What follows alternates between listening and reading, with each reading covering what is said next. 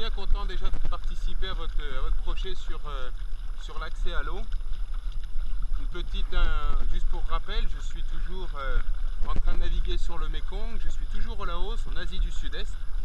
Donc on est sur le fleuve, l'un des fleuves les plus longs au monde. Moi je ne vais pas parcourir la totalité, mais je vais en faire que 4400, de la frontière tibétaine jusqu'au Vietnam, pour l'accès à l'eau potable, pour sensibiliser les gens sur l'accès à l'eau potable.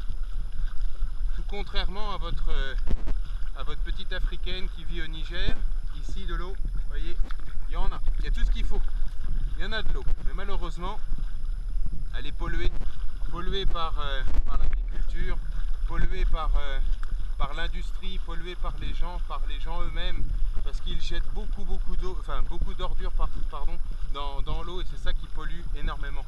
Alors au début, en Chine, quand vous remontez tout en haut, vous prenez le courant et vous remontez tout en haut en Chine, il n'y a pas une pollution qui est très importante.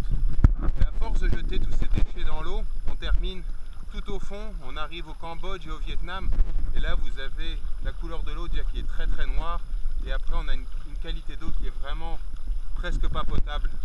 Donc ça peut apporter des maladies. Comme vous avez pu le voir pendant votre projet, nous en France on consomme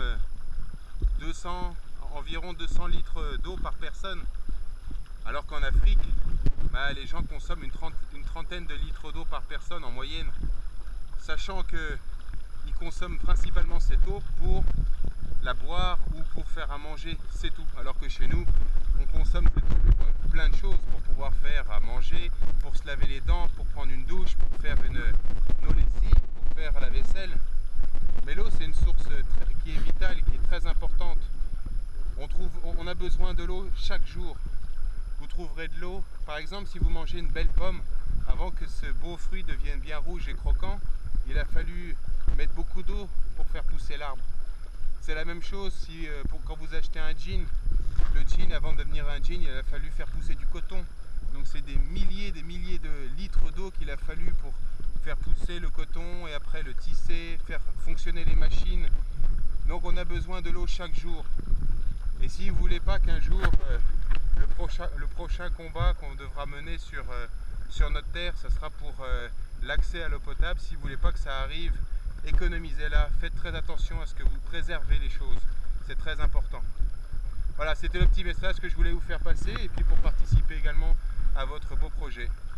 Je vous remercie, je vous souhaite encore plein de bonnes choses, et puis je vous dis à très bientôt à Arras pour qu'on se retrouve et puis qu'on fasse un petit point sur ce beau projet sur le Mékong.